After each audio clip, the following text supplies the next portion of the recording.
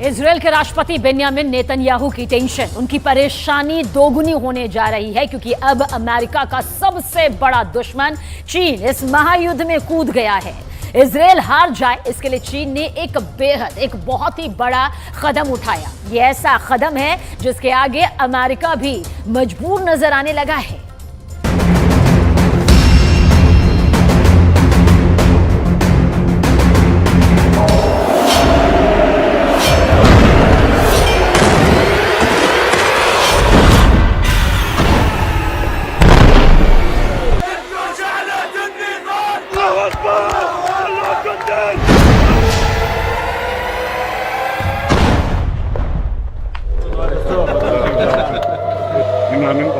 Yes.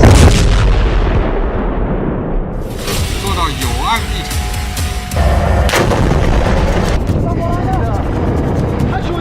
7 अक्टूबर के बाद से गाजा में जिसने हाथ डाला है उसने अपना हाथ जलाया है।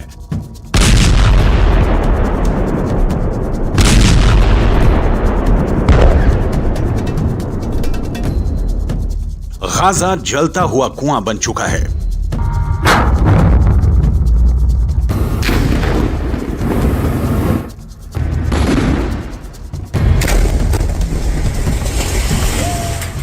जो गिरेगा खत्म हो जाएगा, क्योंकि इजरायल को जिसने भी अब तक रोकने की कोशिश की उसको नेतन्याहू ने सिर्फ एक जवाब दिया, जब तक हमास खत्म नहीं हो जाता तब तक युद्ध जारी रहेगा।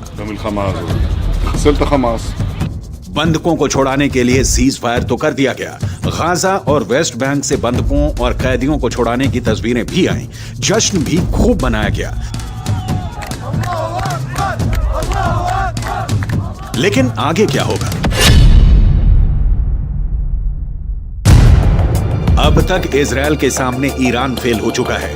इजरायल को डराने में हमास से लेकर हिजबुल्लाह और यमन के हूथी भी नाकाम रहे हैं। सऊदी अरब और बाकी अरब देशों की जुबान पर भी ताला लगा है, यानी अरब देश भी पूरी तरह फेल हैं।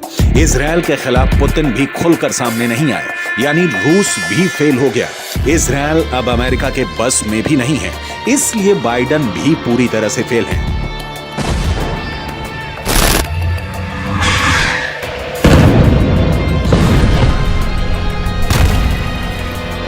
ऐसे में इजरायल को कौन रोकेगा? इजरायल को कौन टोकेगा? गाजा पर फिर बमबारी होगी, इसकी पूरी गारंटी है। ऐसे में इजरायल के युद्ध को कौन खत्म करेगा? कौन इजरायल से टक्कर लेगा? कौन है जिसमें इतनी हिम्मत है कि वो इजरायल से सीधे टकरा जाए? तो इसका एक जवाब आया है।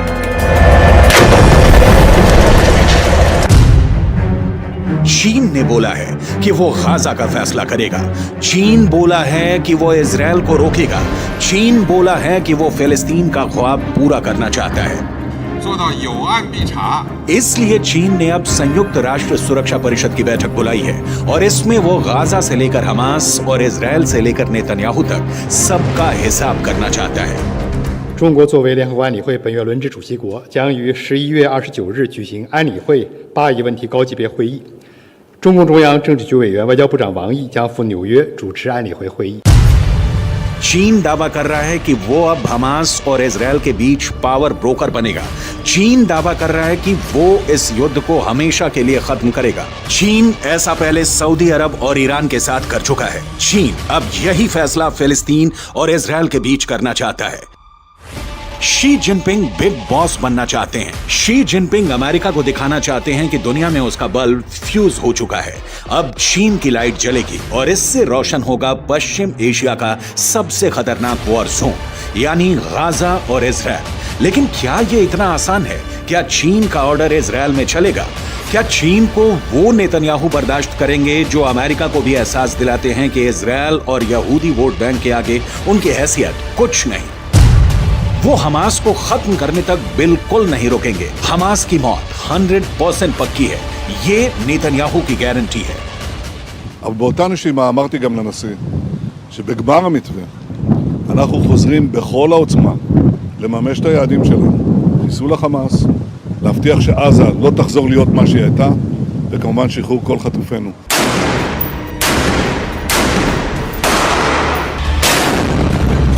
गाजा को मिट्टी में मिलाने की मुहिम तेज होगी, ये बात नेतन्याहू ने साफ कर दी है। लेकिन इजरायल पर 14,000 से ज्यादा फिलिस्तीनियों की मौत का इल्जाम है और चीन अब इस मुद्दे को खुद हैंडल करना चाहता है। चीन इस पूरे मुद्दे को संयुक्त राष्ट्र सुरक्षा परिषद में लाकर इजरायल को ऐसे घेरना चाहता है जिससे नेतन्याहू बच ना पाए और गाजा में सरेंडर कर दे। 7 अक्टूबर के बाद युद्ध को ऐसे खत्म करना इजरायल की बड़ी हार मानी जाएगी और पहले से घर में घिरे नेतन्याहू की राजनीति का अंत भी हो जाएगा। लेकिन फिलिस्तीन और गाजा को लेकर इजरायल के खिलाफ कोई भी प्रस्ताव गिर जाएगा, इसकी भी पूरी गारंटी है, क्योंकि अमेरिका के पास वीटो पावर है जिसका उसने हमेशा इजरायल को बचाने के लिए इस्तेमाल किया है। अब तक संयुक्त राष्ट्र में फिलिस्तीन के मुद्दे पर 36 बार प्रस्ताव लाया गया है। इसमें अमेरिका ने 34 में वीटो करके इजरायल को बचाया है। 7 अक्टूबर के बाद भी 2 प्रस्ताव आए हैं और इसमें भी अमेरिका ने इजरायल को बचाने का काम किया है।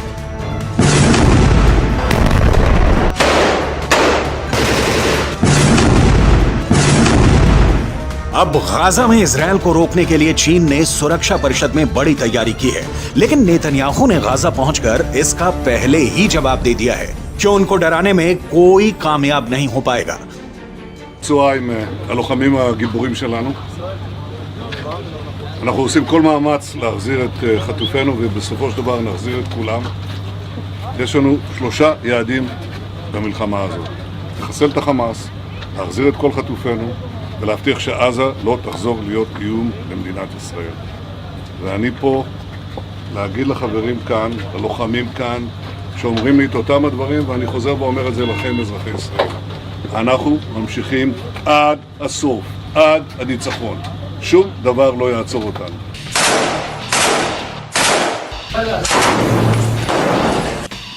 गाजा की गलियों में जो युद्ध हुआ है या हो रहा है उसने इजरायल को भी बड़े झटके दिए हैं, लेकिन नेतन्याहू अपने फैसले पर कायम है।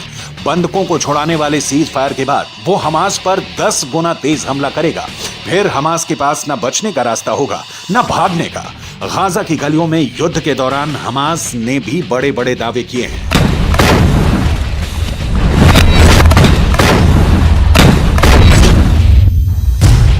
हमास का दावा है कि उसने इजरायल के 180 टैंक और बख्तरबंद गाड़ियों को हमले में फोड़ दिया है। गाजा से लगातार ऐसी तस्वीरें आई हैं जिसमें इजरायली टैंक पर घात लगाकर हमले किए गए। इजरायल ने खुद माना कि अब तक ग्राउंड ऑपरेशन में उसके 70 से ज्यादा सैनिक मारे जा चुके हैं, 250 से ज्यादा सैनिक जख्मी हुए हैं। लिहाजा हमास के खिलाफ जो ताकत इजरायल माना जाता है उसके मुताबिक नतीजे तो इजरायल को भी नहीं मिले हैं। हालांकि नेतन्याहू के सामने अपनी छवि को बचाए रखना बड़ा चैलेंज बन चुका है और गाजा पहुंचकर उनकी पहली कोशिश इसी तरफ नजर आती है।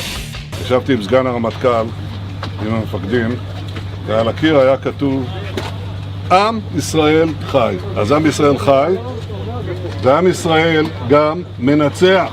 בזכותכם, בזכותכם. תודה לכם.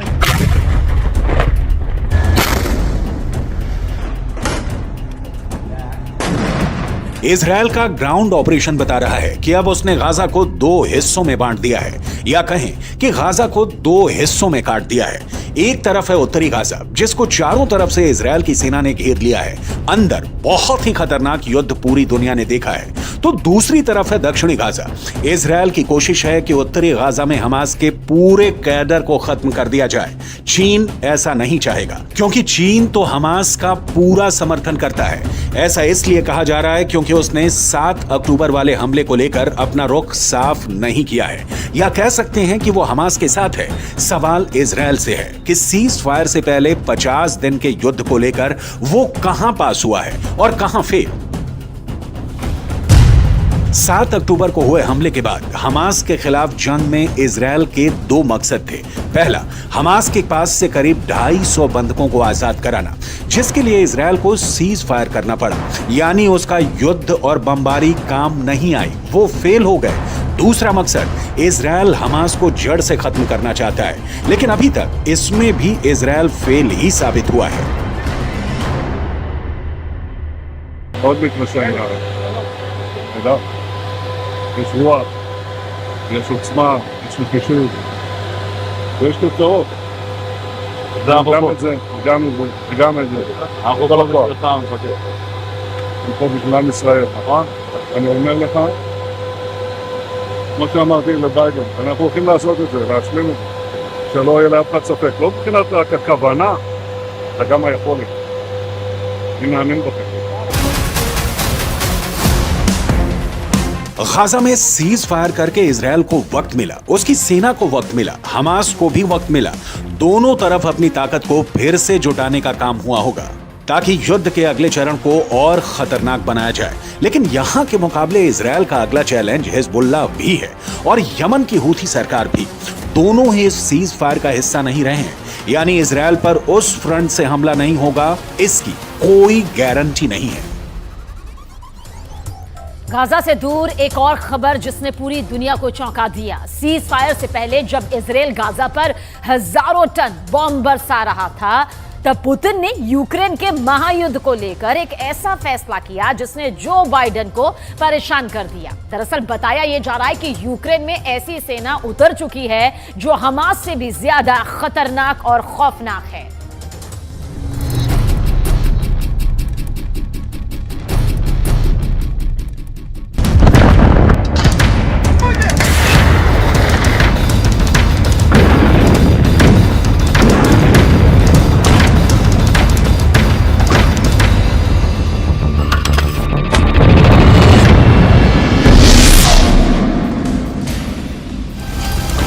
पुतिन ने युद्ध में अब ऐसे लड़ाकों को उतार दिया जो यूक्रेन के सैनिकों को जिंदा खा जाएंगे।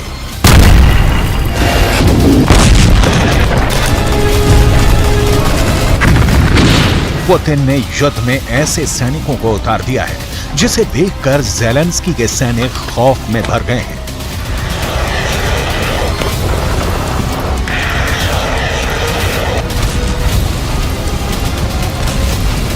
ज़ेलेंस्की के सैनिक पुतिन के सोल्जर से इतना घबरा गए हैं कि वो डर कर भाग रहे हैं।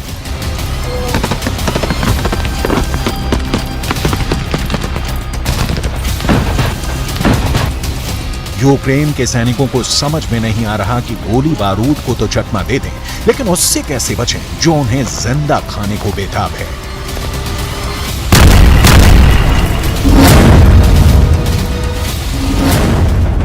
पुतिन ने युद्ध में ऐसे नरभक्षी उतार दिए हैं जो ज़ेलेंस्की के सैनिकों के खून का प्यासा है। इंसानों को मार कर खा जाना उसकी आदत है। वो पुतिन का बहुत वफादार है। उनके हर निशाने, हर हुक्म, हर आदेश पर वो ना सिर्फ जान कुर्बान कर सकता है बल्कि दुश्मन को कच्चा चबाकर खा सकता है। इसकी दरिंदगी से पुतिन इतने खुश हैं कि उन्होंने इस नरभक्षी को बहुत बड़ा इनाम देने का ऐलान किया है। कौन है ये नरभक्षी जिस पर पुतिन को इतना भरोसा है कि वो है तो रूस ये जंग हर हाल में जीतेगा। पुतिन के इस फौज के रहते ज़ेलेंस्की की हार तय है।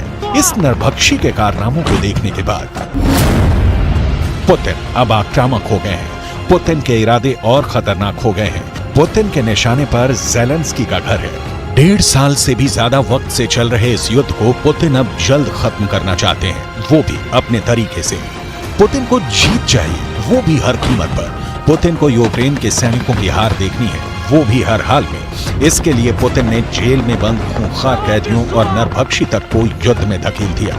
ऐसे कैदी जिन पर बहुत गंभीर आरोप हैं। पुतिन अब उन सैनिकों की सजा भी कम कर रहे हैं जिन्होंने युद्ध लड़ा और पुतिन के मकसद को पूरा करने के लिए पूरा जोर लगा दिया।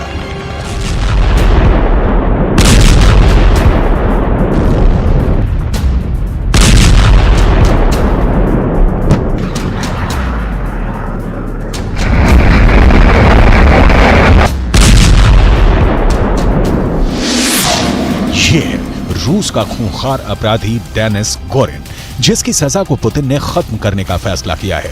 पुतिन ने डेनिस को माफ कर दिया। इतने खूंखार अपराधी को पुतिन का यह इनाम इसलिए मिला क्योंकि उसने पुतिन के एक आदेश पर यूक्रेन की सेना में ऐसी दहशत पैदा कर दी कि कई मोर्चों पर रूस ने बिना लड़े युद्ध जीत लिया। यूक्रेन की फौज ऐसे दरिंदों के बारे में सुनकर ही भाग खड़ी हुई।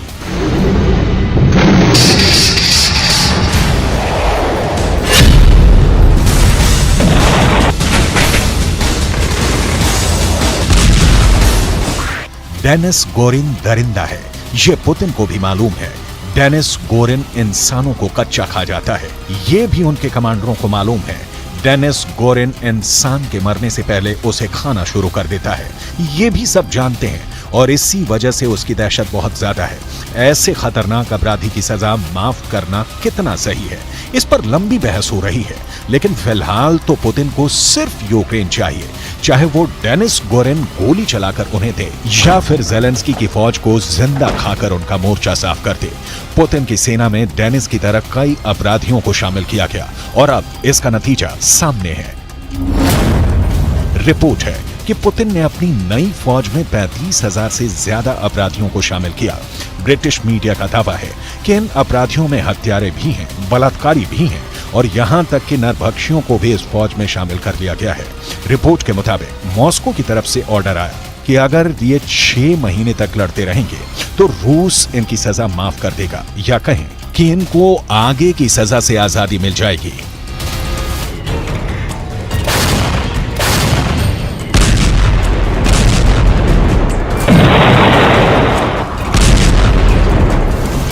डेनिस गोरिन भी यूक्रेन के खिलाफ जंग में लड़ा और घायल हो गया। फिलहाल उसका इलाज चल रहा है और अब पुतिन ने डेनिस गोरिन के युद्ध से खुश होकर उसकी सजा को माफ करने का फैसला किया है। रूस के इस फैसले पर पूरी दुनिया में सवाल उठ रहे हैं। खुद रूस के लोगों में इसको लेकर बहस हो रही है कि क्या ऐसे खूंखार अपराधी की सजा को माफ किया जा सकता है और इससे समाज में क्या संदेश जाएगा। 44 साल के डेनिस गोरिन को रूस की अदालतों में 2 हत्याओं का दोषी ठहराया गया था। पहली बार डेनिस गोरिन ने 2002 में हत्या की और फिर मर्डर के बाद उसने उस व्यक्ति के अंगों को खाना शुरू कर दिया जिसकी उसने हत्या की थी। इस अपराध के लिए डेनिस गोरिन को रूस की अदालत ने 10 साल की सजा सुनाई, लेकिन अच्छे बर्ताव की वजह से डेनिस गोरिन को सजा पूरी होने से पहले ही छोड़ दिया ताकि वो अपनी बाकी की जिंदगी को बेहतर तरीके से गुजारेगा।